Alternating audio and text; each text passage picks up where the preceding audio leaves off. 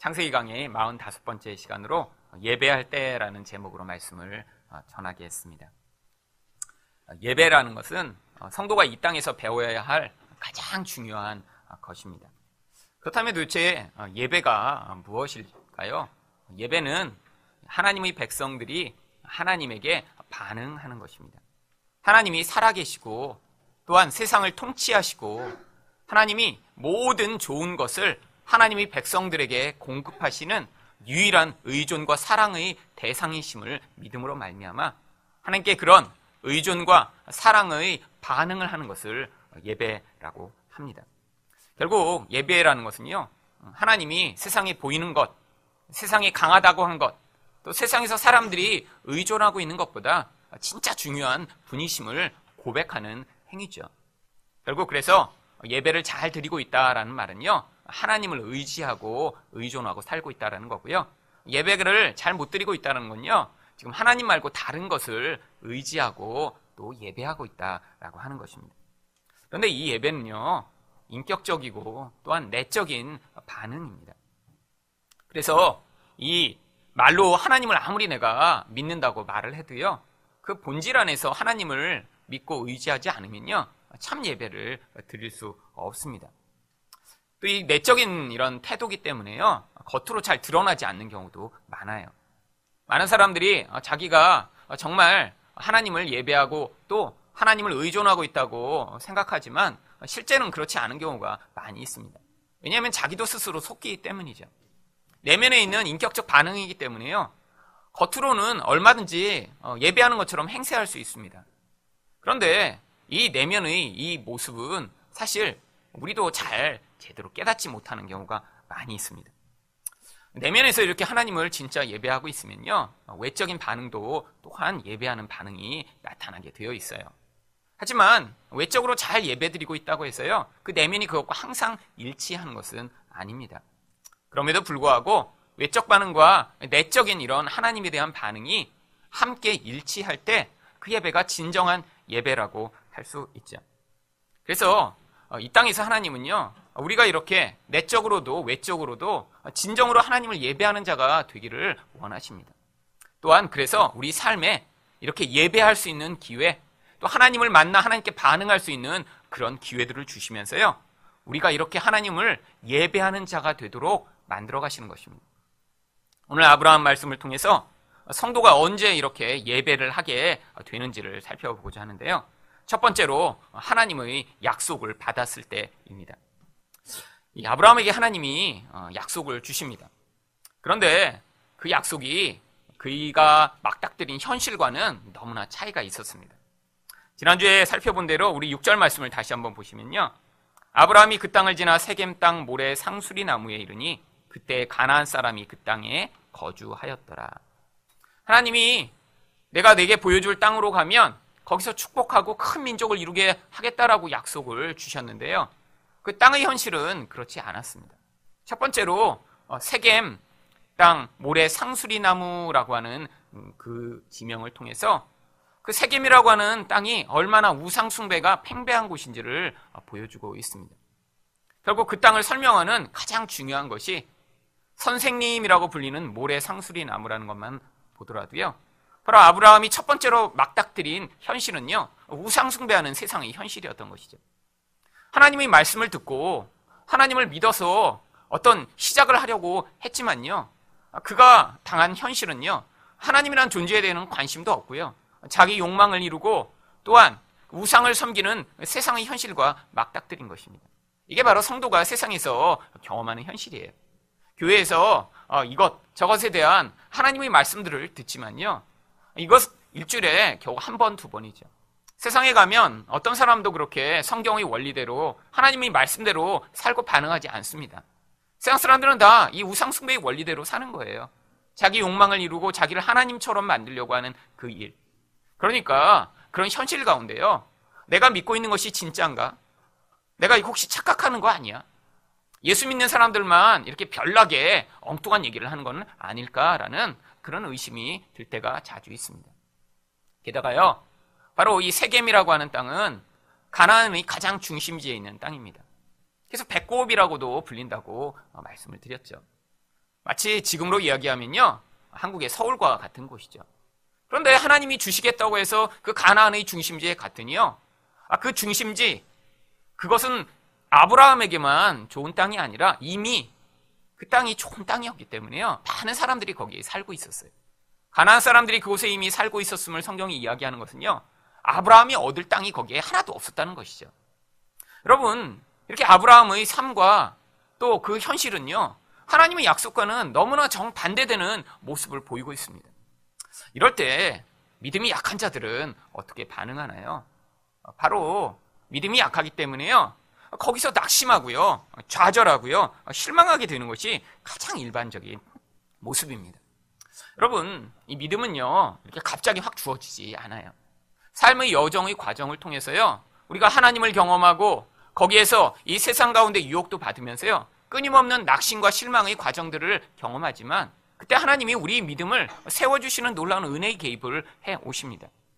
사실 하나님은 지금 이 아브라함을요, 처음부터 믿음이 큰 자로 세우셔서 하나님의 약속을 이루시는 것이 아니라요, 하나님을 믿지 못하고 낙심도 하고 좌절도 하는 그런 연약한 자였지만 그럼에도 불구하고 하나님이 그의 삶에 개입해 오셔서 결국 하나님의 능력과 은혜로 그의 믿음을 완성해 나가시는 모형으로 보여주시고자 한 모델입니다. 여러분, 그래서요, 이 아브라함은요, 이런 상황에서 아마 심하게 낙심했을 것 같아요. 그 증거가 무엇이냐면요, 바로 아브라함이 이런 상황 가운데 아무 일도 하지 않았는데 하나님이 그에게 개입해 오셨다라고 하는 것입니다. 바로 오늘 보았던 7절 상반절 말씀입니다. 여호와께서 아브라함에게 나타나 이르시되 내가 이 땅을 내 자손에게 주리라. 여러분, 사람들이 다 살고 있고 사람들은 하나님과 관계없이 살고 있는 현실 가운데 낙심한 아브라함에게요, 아브라함이 하나님을 향해, 하나님, 이거 도대체 어떻게 된 상황이죠? 하나님이 땅을 주신다고 했으면 거기에 무슨 증거나 좋은 결과가 나타나야 되는데 현실은 왜 이렇죠? 라고 반문하지도 않았는데요, 하나님이 그냥 아브라함에게 먼저 나타나 말씀하십니다. 내가 이 땅을 너한테 주겠다. 얼마나 구체적인 약속인가요? 얼마나 힘을 얻었을까요? 바로 하나님이요, 이렇게 믿음이 약할 때는요, 그의 삶에 즉각 개입하실 때가 굉장히 많아요. 여러분, 그런데 이 초신자가 그래서 여러분이 돌아보시면요, 지금보다 훨씬 더 은혜로웠다라고 생각하실 때가 있을 것입니다. 그때는 기도에도 하나님이 더 자주 들어주시는 것 같아요. 하나님도 굉장히 친밀하게 느껴집니다. 눈물도 지금보다 더 많이 났어요. 근데 교회 다니시면서 여러분 눈물이 줄어들고 있는 것 같은 느낌을 가지고 계시지는 않나요? 아니, 처음에는 이렇게 하나님 그러면 막 하나님이 옆에 계신 것 같고요, 내 음성을 막 들어주시는 것 같고요, 막 하나님이 날 사랑한다고 막 옆에서 껴안아 주신 것 같은 느낌이 있었는데, 아니, 교회에 다닐수록 이렇게 그 느낌이 점점 사라집니다. 사람들은요, 목사 설교 때문에 그렇게 된다라고 생각하는 사람도 있고요, 교회가 나빠서 그렇다라고 생각해서요, 그 느낌을 찾아, 그런 느낌을 줄 수 있는 교회를 찾아다니는 사람들이 굉장히 많습니다. 여러분, 근데 하나님이 그때 그렇게 우리에게 빨리빨리 응답하셨던 이유는요, 우리가 너무 믿음이 없어서 그래요. 여러분, 이게 나무도요, 이렇게 잘 자란 나무는 그냥 놔둬도 잘 자랍니다. 그런데 이렇게 묘목을 바로 심고 나면요, 뿌리가 약하잖아요. 자주 가서 물도 줘야 되고요, 벌레도 잡아줘야 되고요, 영양분도 잘 공급을 해줘야 그게 뿌리를 내려서 이제 성장합니다. 하나님이 이렇게 우리에게 처음 믿음을 시작하시는데요, 아니, 이미 우리는요, 하나님을 잘 알지 못하는 자예요. 세상의 영향력이 너무 커요. 그런데 거기에서 이렇게 자꾸 현실 가운데 낙심하게 되면요, 그냥 놔두면 어떻게 될까요? 믿음이 뿌리째 뽑혀버립니다. 그러니까 하나님이요, 즉각 개입해 오시는 거예요. 근데 이제 거기에서 우리는 많이 착각을 합니다. 내가 이렇게 참 신실하나 보다. 이렇게 내가 기도만 하면 응답이 되네. 그래서 막 교만해지죠. 그리고 또 다른 착각은 무엇이냐면, 이 은혜가 이제 지금도 이렇게 은혜가 많은데 앞으로는 2배, 3배, 4배 더 커지겠지? 이게 이제 초신자들이 하는 가장 대표적인 착각입니다. 여러분, 은혜를요, 다 물질적이고 눈에 보이는 그런 현상으로 이해를 해요. 내 감정이 뜨거워지는 게 마치 하나님이 내 삶에 개입하고 계시고 나를 축복하신다고 착각을 해요. 아니에요. 여러분, 이렇게 음악을 하는 사람들이 이렇게 락 집회나 이런 뭐 소녀시대 공연에 가면요, 사실 이 기독교인들이 수련회 때 막 경험하는 막 그 흥분 상태, 막 찬양을 하면서 막 1시간씩 뛰고 막 2시간씩 기도하면서 막 가슴이 뜨거워지는 그 상태를 그들은 30분 만에 이미 경험을 합니다. 여러분, 락 집회하는 공연을 한번 보세요. 사람들이요, 그 흥분과 기쁨으로요, 사람들이 사람들이 사람을 이렇게 위로 던지면서 이렇게 옮기고 그 흥분에 너무너무 행복해해요. 여러분, 감정은요, 금방 지나갑니다. 감정은요, 눈에 보이는 자극에 뿌리를 두고 있어요. 그런데 하나님이 우리가 믿음이 약할 때는 이런 눈에 보이는 수준, 감정의 수준에서 우리 인생에 개입해 오시는 것은요, 우리가 눈에 보이지 않는 믿음의 영역으로 하나님과 관계를 맺을 만큼 성숙하지 못했기 때문입니다. 그게 개인적이건 또 민족적이건 똑같은 현상이 나타나요. 그래서 맨 처음 복음이 전파되면요, 그때 말씀을 하나님이 처음부터 잘 가르치시는 과정을 시작하실 수 없기 때문에 처음에는요, 기적들이 일어나도록 허용하시는 거예요. 여러분, 한국교회가 이미 이제 성숙기에 들어서고 있습니다. 한국교회도 초기에는요, 기적이 많이 일어났어요. 집집마다, 교회마다 기도할 때 놀라운 하나님의 능력을 체험했습니다. 그런데 왜 지금은 그런 일들이 많이 일어나지 않죠? 바로 이제 그런 기적의 수준에서 하나님을 믿음의 수준으로 바라보고 의지하고 그런 현상이 나타나지 않아도 하나님을 계속해서 신뢰할 수 있는 믿음의 사람으로 이제 세워져 나가야 되기 때문이에요. 지금도 기적이 많이 일어나는 곳이 있습니다. 어딘 줄 아세요? 복음이 처음 전파되는 그런 곳. 또 이렇게 타 종교와의 아주 강한 영적 싸움이 있는 그런 곳. 그런 곳에는요, 기적들이 일어나고 있습니다. 여러분, 바로 오늘 이런 하나님이 믿음을 세워주시는 과정이요, 바로 신약성경에도 또 나옵니다. 마가복음 5장에 보시면요, 회당장 야이로라고 하는 사람이 등장을 해요. 회당장이라는 것은요, 그 지역의 종교적인 모든 일들을 책임지는 종교 지도자를 이야기합니다. 예루살렘에는 장로들이 있었고 서기관들이 있었고 대제사장들이 있었어요. 하지만 지방에는요, 그들의 그런 종교적 그런 훈련과 또 교육을 위해서 지역마다 회당을 세우고요, 거기에서 아이들부터 어른까지 종교 교육을 시켰습니다. 지금으로 얘기하면 이제 마치 카톨릭에서 지역마다 성당을 세우고 지역의 신부님을 이렇게 책임자로 세우는 것 같은 그런 형국이죠. 여러분, 그런데 당시에 예수님이 이제 나타나셔갖고요, 기적을 벌이기 시작하셨습니다. 사람들을 말씀으로 가르치기 시작했어요. 이 기존의 종교 지도자들은요, 이 예수님을 그때부터 아주 믿게 생각했습니다. 사람들이 예수님에게 몰려가기 시작했거든요. 그의 말씀을 들으며 변화되기 시작했거든요. 그러니까요, 이 무렵엔 이미 예수님을 죽이기로 사람들이 작정하고요, 어떻게 예수님의 책을 잡나를 계속 쫓아다니면서 하고 있던 바로 그 시점이에요. 그런데 회당장이라면요, 정말 그 지역의 이런 유대교를 책임지는 사람이 예수님한테 찾아갈 수 없는 상황입니다. 마치 기존 종교가 있는데 거기서 이단과 같은 무리가 나타나 문제를 일으키고 있는데, 그래서 저 이단의 무리 잡히기만 하면 우리가 끝장을 내자 이러고 있는 상황에서 기존 종교의 이런 책임자가 그 이단을 찾아가는 것 같은 그런 형국이죠. 그런데 이 회당장에게는요, 아주 심각한 문제가 생겼습니다. 바로 12살 된 외동딸이 죽어가고 있는 거예요. 아마 이전에부터 아팠겠죠. 근데 어느 정도 아팠을 때는요, 예수님을 찾아갈 엄두도 내지 못했을 거예요. 근데 이 사람이 예수님을 찾아왔을 때는요, 이제 숨이 거의 넘어가고 있는 상황이었습니다. 이제 숨을 껄떡껄떡하면서 바로 죽게 되겠구나라는 그런 순간에야 결국 자기가 의존하고 있던 모든 것을 내려놓고요, 이제 예수님을 찾아오게 되죠. 그런데 예수님이요, 그의 그런 초청을 받아들이십니다. 내 딸을 제발 와서 살려주세요라고 예수님 앞에 이렇게 무릎을 꿇고 경배하는 그 회당장. 예수님은 겨우 30살 된 청년에 불과하고요, 이 회당장은 아마 나이가 많이 든 그런 사람이었을 텐데 예수님 앞에 엎드려 경배할 때 예수님이 같이 가겠다고 하십니다. 그런데 예수님이 이렇게 도와주시겠다고 했으면 모든 일이 일사천리로 잘 돼야 되겠는데요, 방해와 그것을 가로막는 상황들이 앞에서 계속 벌어집니다. 첫 번째로 벌어진 방해는요, 바로 마가복음 5장 24절에 이렇게 설명합니다. 이에 그와 함께 가실새 큰 무리가 따라가며 애워싸 밀더라. 아니, 지금 죽어가고 있어요, 딸이요. 빨리 달려가서 지금 당장에 고쳐야 되는 상황인데요, 사람들이 많이 너무나 몰려든 거예요. 아마 이전에는 이렇게 따라오지 않다가도요, 야, 저기 지금 회당장 애가 죽어가는데 저기 지금 살리려고 하나 봐. 야, 구경거리 났다, 신났다, 가서 우리 직접 보자. 아마 지금 막 몰려들면서요, 예수님을 압박했겠죠. 아마 이 상황이요, 이 회당장에게는요 너무너무 고통스러운 상황이었을 거예요. 지금 분초를 다투는 상황에서 사람들 때문에 걸어가지 못하는 이런 상황. 아니 그런데 여기에 더 심한 상황이 벌어집니다. 바로 예수님이 갑자기 멈추시더니요, 누가 나를 만졌다고 얘기하시는 거예요. 아니 지금 이렇게 바쁜데 아니 누가 만지긴 누가 만져. 그러니까 답답한 베드로가요 뭐라고 얘기하죠? 예수님, 사람이 이렇게 에워싸 미는 것을 못 보십니까? 아니 사람이 이렇게 밀고 있는데 누가 만졌다고 그러세요? 지금 바쁜데. 베드로가 답답한 나머지 예수님께 한마디 하죠. 그런데 예수님이 아니다, 내 능력이 나갔다고 얘기하세요. 그러면서 주변을 돌아보시니까요, 그때 예수님을 만졌던 혈류병 앓던 여인이 무릎을 꿇고 고백합니다. 이 여인도요, 이 회당장의 입장에서는요 방해꾼이에요.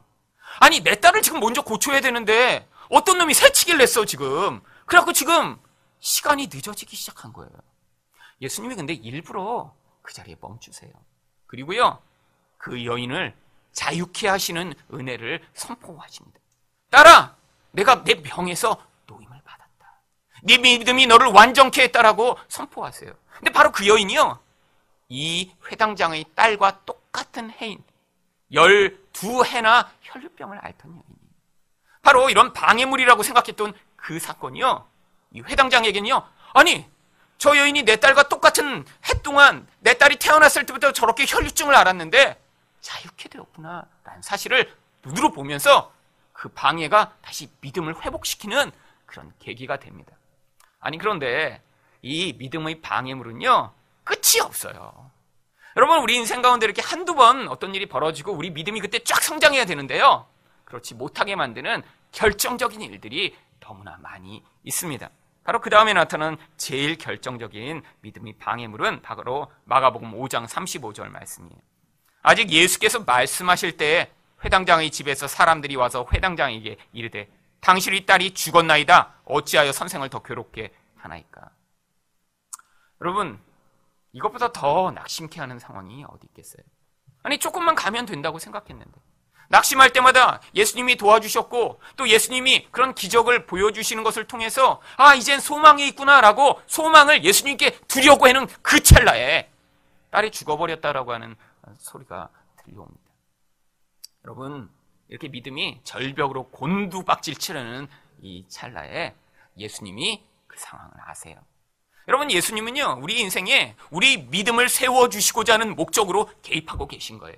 단순히 상황과 문제를 해결해 주시는 방식이 아닙니다. 이런 상황과 문제들, 심지어는 방해물들을 통해서도요, 그것을 통해 하나님만을 의존하고 하나님만을 사랑하는 이런 믿음과 의존의 반응을 만들어내시길 원하는 거예요. 하나님이요, 그래서 이 상황 가운데 야이로가 어떻게 지금 생각하고 있는지, 어떻게 그 믿음이 지금 흔들리려고 하는지 여실히 보고 계셨던 것입니다.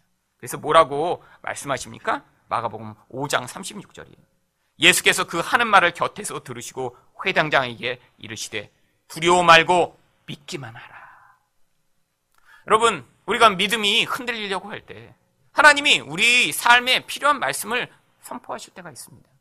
여러분 삶에서 정말 이젠 포기하고 싶다, 다 그만두고 싶다라고 할 때 여러분이 그때 하나님이 여러분에게 말씀을 묵상할 때, 설교를 들을 때, 기도할 때 생각나게 하시고 여러분이 믿음을 붙들어 주셔서 사실 여기까지 오신 거예요.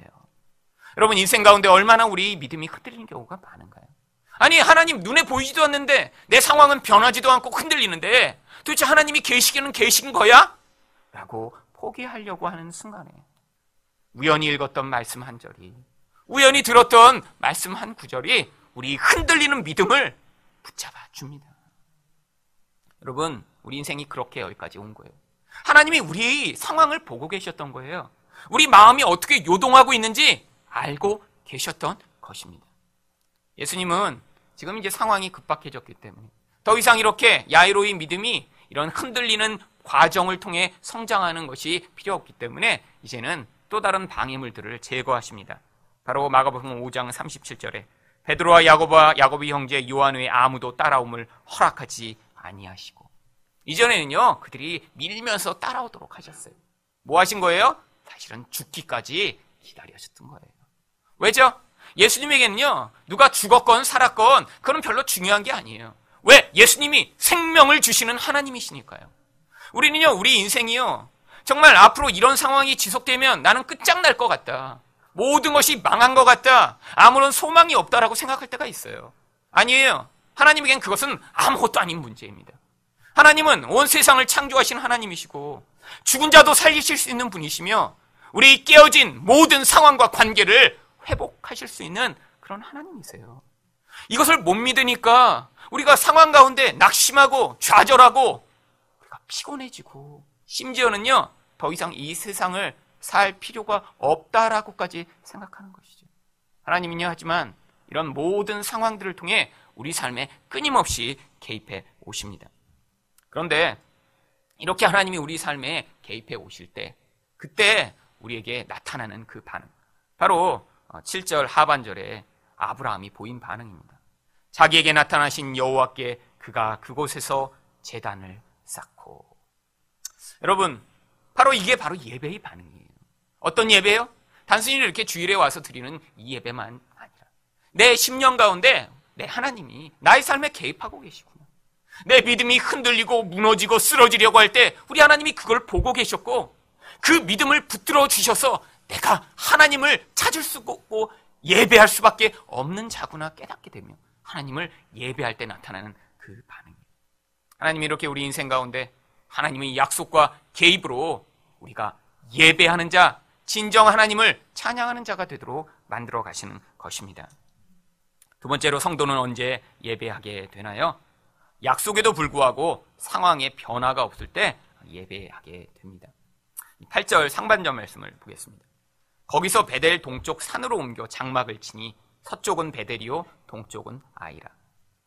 하나님이 나타나셔서 이 땅을 너한테 주겠다라고 말씀하셨는데요, 그렇게 하고 나서 예배를 드렸어요.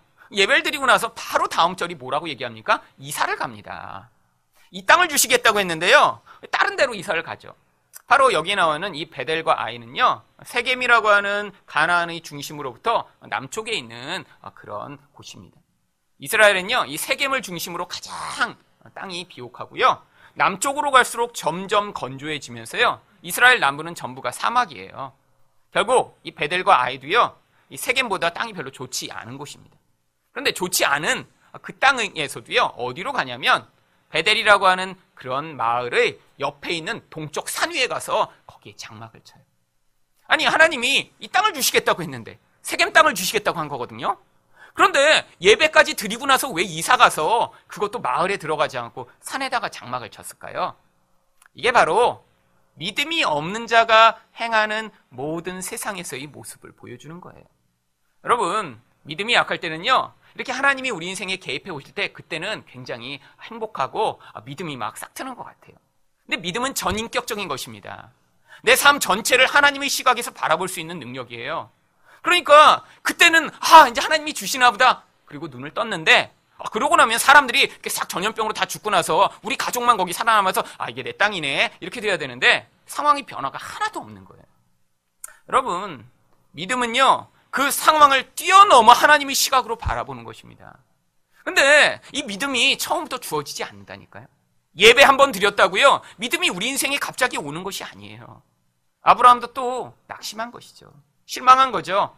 여기는 안 되겠다. 여긴 너무 좋은 땅이고 여기는 저 사람들이 너무 많아. 그러니까 저 남쪽으로 가서 거기 좀 사람들이 적게 살고 그렇게 사람들이 좋아하지 않는 그 땅을 내가 차지해야지. 남쪽으로 가서요, 거기도 사람이 없는 산 기슭에 장막을 친 것입니다. 여러분, 이게 바로 우리의 연약한 믿음의 모습이에요. 여러분, 예배 드릴 때 와서 이젠 정말 내가 이렇게 믿음으로 살아야지, 또 하나님이 말씀하시는 걸 듣고요, 내가 이렇게 반응해야지 라고 결심을 했는데요, 가보면 상황이 하나도 변하지 않습니다. 여러분, 상황이 변하지 않았다는 건요, 하나님이 기도에 응답하시지 않았다는 걸 보여주는 게 아니에요. 하나님은요, 지금 우리의 기도에 응답하고 계세요. 어떤 방식으로 응답하고 계세요? 우리가 그 상황을 통해서 믿음을 가진 사람이 되도록 응답하고 계세요. 우리가 그 상황을 통해서 하나님 말씀에 순종하는 사람이 되도록 응답하고 계세요. 그런데 우리가 어떻게 기도하든, 우리가 자기중심적으로 기도하든 내 욕망을 이루기 위해 기도하든요, 하나님은 거기에 이런 하나님의 뜻대로 늘 반응이 오십니다. 우리 가운데 문제가 있어서 하나님께 기도하게 되는 경우 있어요. 주변에 있는 사람이 너무 나를 힘들게 해요. 그 사람 때문에 고통스러워요. 그런데 주로 이렇게 나를 힘들고 고통스럽게 하는 사람들, 주로 자주 만나는 사람이고요. 친한 사람이고요. 심지어는 그 사람이 집안에 있습니다. 그러니까 이게 우리 삶에 늘 어려운 거예요. 여러분, 멀리서 가끔씩 1년에 한 번 만나는 사람은요, 우리를 그렇게 힘들게 하고요. 우리 기도 제목에 잘 들어오지 않습니다. 그렇잖아요. 우리의 기도에 누군가를 기도하고 있다는 건요, 그를 자주 보고 있다는 거예요. 우리가 세게 기도하고 있다는 건요, 매일 보고 있다는 거고요. 그 다음에 우리가 금식까지 하면서 기도하고 있다는 건요, 살고 있다는 거예요, 같이. 대부분 우리의 기도의 대상들은요, 그렇습니다. 그런데 내가 기도를 그렇게 세게 했어요. 금식도 했어요. 그리고 정말 그렇게 기도를 했으니까 결과가 나타나리라고 생각하며 봐도요, 변하지 않는 남편, 똑같은 자식. 여러분, 그게 우리의 현실이에요. 여러분, 그런데 이런 현실 가운데 우리가 낙심을 하게 되면요, 어떻게 선택합니까? 아브라함과 같은 선택을 해요. 하나님이 그 사람을, 그 땅을 너에게 주겠다라고 약속하셨으면요, 하나님이 약속이 맞는 것입니다. 그 사람이 너무 강력해 보이고 이 인간은 예수님이 오셔도 절대 변화시킬 수 없을 거야, 여러분이 확신하더라도요, 여러분, 하나님은 변화시킬 수 있어요. 우리는 그렇게 생각할 수 있죠. 우리는 미래를 볼 수 없고요, 우리는 이 하나님의 능력이 얼마나 강력하고 크신가를 아직 다 경험하지 못했어요. 여러분, 근데 그 능력이 얼마나 크다고요? 죽은 자를 살리실 수 있는 능력입니다. 그런데 이 죽어버린 사람을 살리는 능력으로 개입할 수 없다고 생각하는 그 불신앙, 이게 바로 믿음이 없는 증거예요. 그래서요, 기도하고 나서요, 낙심하는 이유가 무엇입니까? 내 상황과 내 주변 사람들이 내 원하는 대로 변하지 않아서 그래요. 아니에요. 하나님은요, 그 상황을 통해 하나님을 믿을 때까지 기다리시는 거예요. 내가 내 힘으로 내가 했으니까 변화되는 게 아니라, 하나님, 저는 불가능하네요. 제가 이 상황을 내 힘으로 바꿀 수 없군요. 하나님만이 하실 수 있군요. 라는 그 고백이 우리 입술에만이 아니라요, 우리 영혼에서 나오는 그런 진실한 예배의 고백이 될 때 하나님 그때 개입해 오시는 거예요. 그래야 어떻게 됩니까? 만약에요, 내가 이렇게 열심히 노력해서 주변에 사람이 변하고 나면요, 그래, 내가 3년을 이렇게 했더니 그래, 이런 결과가 나왔구나. 어떻게 되죠? 자랑스럽습니다. 여러분, 자기가 그렇게 자기를 자랑스럽게 여기면요, 그렇게 하지 못하는 사람을 보면 어떻게 생각할까요? 아이고, 저렇게 그냥 어떻게 열심을 안 부려. 여러분, 자기 자식 잘 키운 부모들은요, 그렇게 주변에 이렇게 불량 아들을 가진, 또 가출하는 딸을 가진 부모를 이해를 못해요. 아니, 저 엄마가 얼마나 잘못했으면 이렇게 애들이 저렇게 공부를 못하고 말을 안 들어. 여러분, 근데요, 이렇게 아무리 애를 써도 변하지 않는 애를 가진 부모는요, 아주 마음이 겸손합니다. 그래서요, 다른 사람을 바라볼 때 판단할 수가 없어요. 왜? 노력해봤거든요. 얼마나 해봤어요? 20년째 하는데 똑같아. 그러니까 그 정도 해야 이제 인간은요, 자기가 할 수 있다라는 그 노력을 내려놓게 되는 자기 중심성이 가득한 존재입니다. 20년 동안 뭐 한 거예요? 하나님은요, 그 기도에 응답하고 계셨던 거예요. 어떤 기도예요? 네가 할 수 없고 나만 할 수 있다는 걸 넌 믿어라. 여러분, 우리 인생 전체가 그렇습니다. 하나님이요, 이런 상황들, 변하지 않는 것 같은 환경을 통해 지금 우리의 믿음을 세워나가시고 우리가 예배하는 자가 되도록 개입하고 계신 것입니다.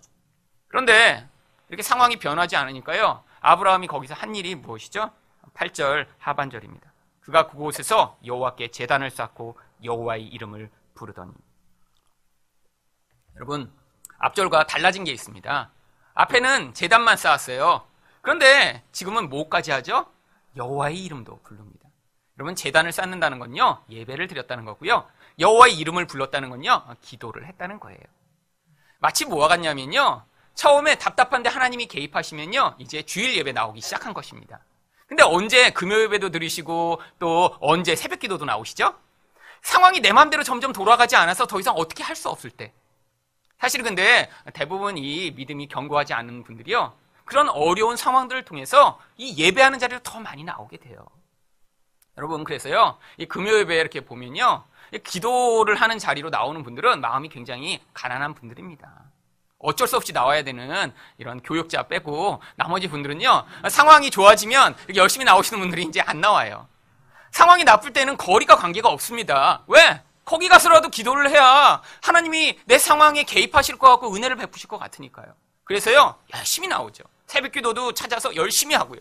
그런데 이 믿음이 깊이 뿌리를 내리지 못하면요, 다시 어려움이 떠나가면요, 또다시 안 나와요. 주일 예배만 열심히 나옵니다. 이렇게 여호와의 이름까지 부르는 일은요, 어려움이 이렇게 쌓이고 깊어져야 돼요. 그래서 때로 우리 인생에요, 이런 어려운 일들이요, 가끔씩 주어지는 것입니다. 언제까지 주일 예배만 드리겠어요? 여러분, 그 기도하는 과정, 여호와의 이름을 부르는 과정, 이게 바로 예배로 나아가는 과정입니다.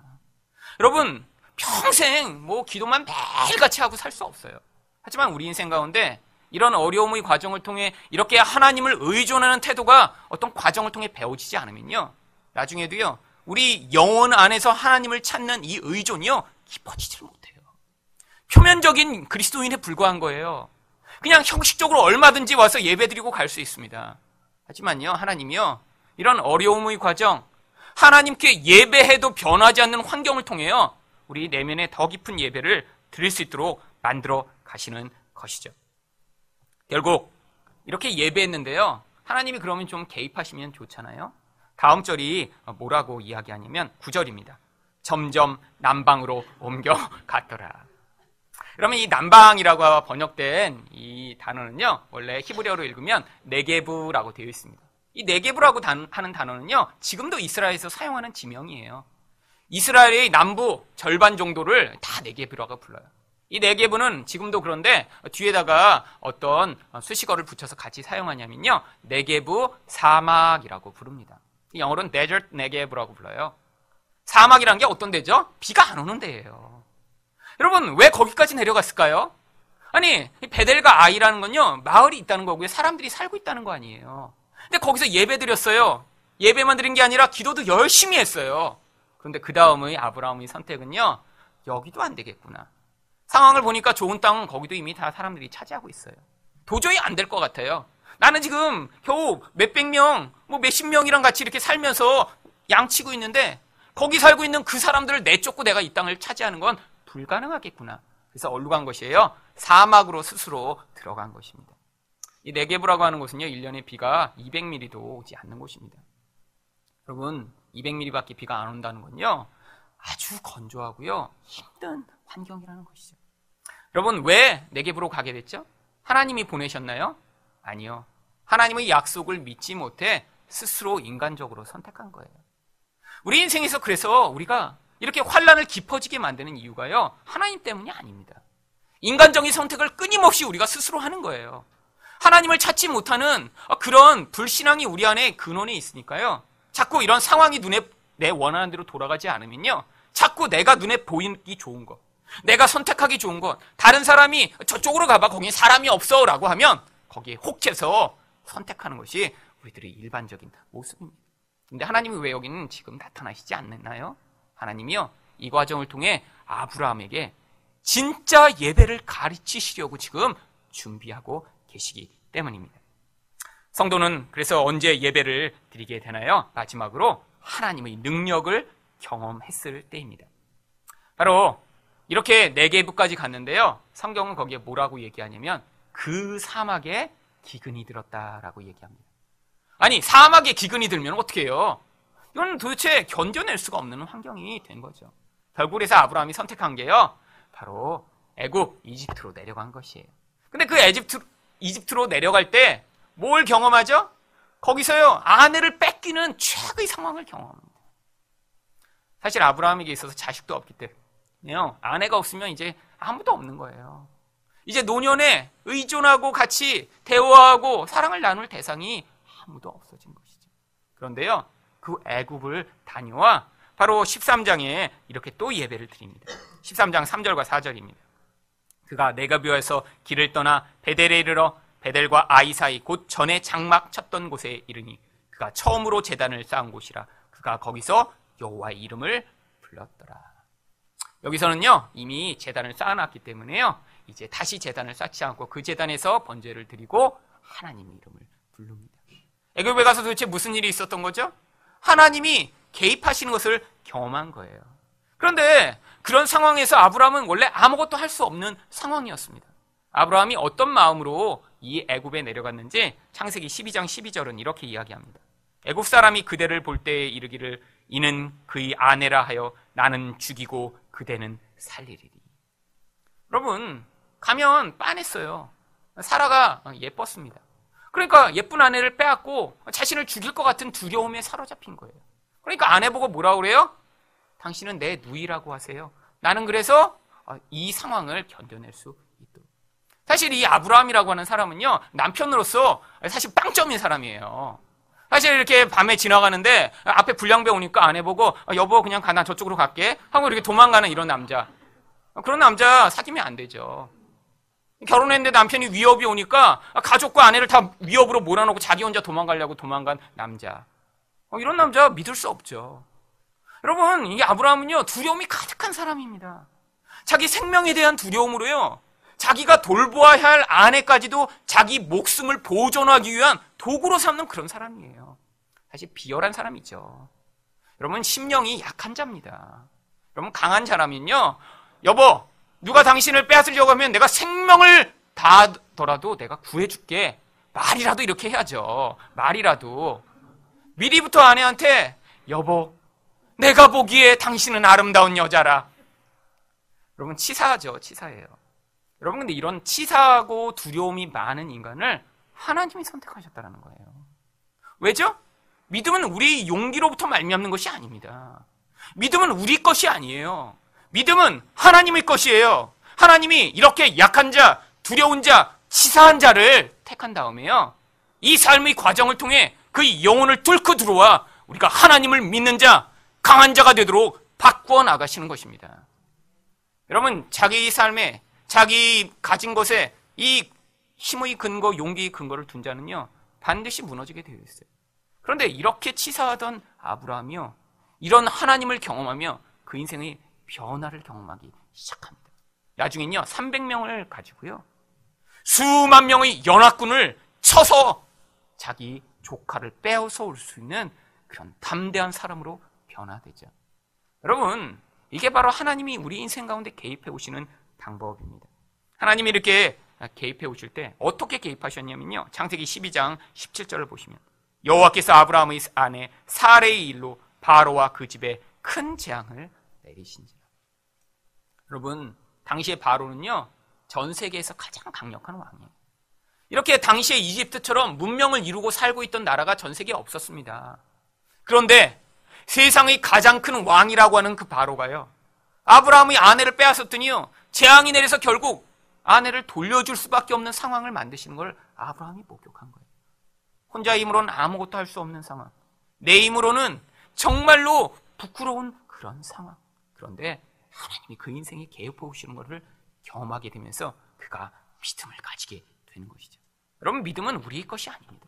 믿음은 이렇게 우리 약한 자, 두려워하는 자, 벌벌 떠는 자들의 인생 가운데 찾아오셔서 이런 연약한 상황에도 불구하고 하나님의 끊임없는 계획과 인도하심으로 우리 인생 가운데 주어주시는 그런 하늘의 것이에요. 여러분, 아까 보았던 이 회당장 야이로 어떤 결국을 맞이하게 됐나요? 마가복음 5장 38절에서 42절까지 보겠습니다. 회당장의 집에 함께 가사 떠드는 것과 사람들이 울며 심히 통곡함을 보시고 들어가서 그들에게 이르시되 너희가 어찌하여 떠들며 우느냐? 이 아이가 죽은 것이 아니라 잔다 하시니. 예수님이 왜 이들한테 이 아이가 죽은 것이 아니라고 잔다라고 말씀하셨을까요? 바로 이런 죽음의 현실을 막닥들인 야이로의 믿음을 붙들어 주시고자 한 거예요. 이야기만 들었어요. 딸이 죽었다고요. 근데 예수님이 가셔 고쳐주시겠대요. 그러니까 믿고 갔는데 사람들이 울고 있는 걸 봅니다. 그때 이 야이로의 믿음은 다시 현실에 부딪혀서 산산조각이 나고 있는 현실이에요. 다른 사람들을 향해 말씀하신 게 아니에요. 야이로에게 그에게 소망이 있다. 왜? 내가 살아있는 하나님이니까. 여러분, 그리고 예수님이 어떻게 하십니까? 그런데 그들이 비웃더라. 예수께서 그들을 다 내보내신 후에 아이 부모와 또 자기와 함께한 자들을 데리고 오시고 아이 있는 곳에 들어가사 그 아이 손을 잡고 이르시되 달리다 쿰 하시니 번역하면 곧 내가 내게 말하노니 소녀야 일어나라 하심이라. 달리다 쿰, 이게 아주 간단한 단어예요. 쿰 하면 일어나라 하는 명령입니다. 달리다 하면 소녀야 이런 뜻이에요. 그런데 이 아이를 하나님이 그 말씀만으로 죽음 가운데서 일으켜 세우십니다. 어떤 결과가 나오죠? 소녀가 곧 일어나서 걸으니 나이가 12살이라 사람들이 곧 크게 놀라고 놀라거늘. 여러분, 이게 바로 생명을 주시는 예수 그리스도의 능력입니다. 여러분, 여러분이 삶을 보시며 낙심하실 때가 있죠. 주변에 있는 사람을 보시며 실망할 때가 있죠. 상황이 도대체 풀리지 않아서 답답해하고 마음이 낮아지실 때가 있죠. 여러분, 지금 그 상황을 통해 하나님은요, 여러분의 믿음을 세워나가고 계신 거예요. 세상을 의존하고 사람을 의존하고 힘을 의존하던 여러분이요, 이 과정을 통해 우리 하나님이 생명을 주시는 하나님이시구나, 죽은다도 살리실 수 있는 분이시구나라는 사실을 고백하며 형식적 예배로부터 진정한 예배를 드리는 자로 여러분의 인생을 바꾸어 나가시는 것입니다. 여러분, 세상을 보며 마음이 낙심될 때마다 이렇게 죽은 자를 살려내시는 예수님을 기억하며 결국에는 여러분의 믿음 또한 온전히 만드실 그 예수님을 신뢰할 때, 여러분이 이렇게 하늘에 계신 우리 하나님이 우리를 붙들어 주셔서 우리 믿음을 완성해 나가시는 그 놀라운 결국을 인생 가운데 경험함으로 진정한 예배자로 변화되실 수 있을 것입니다.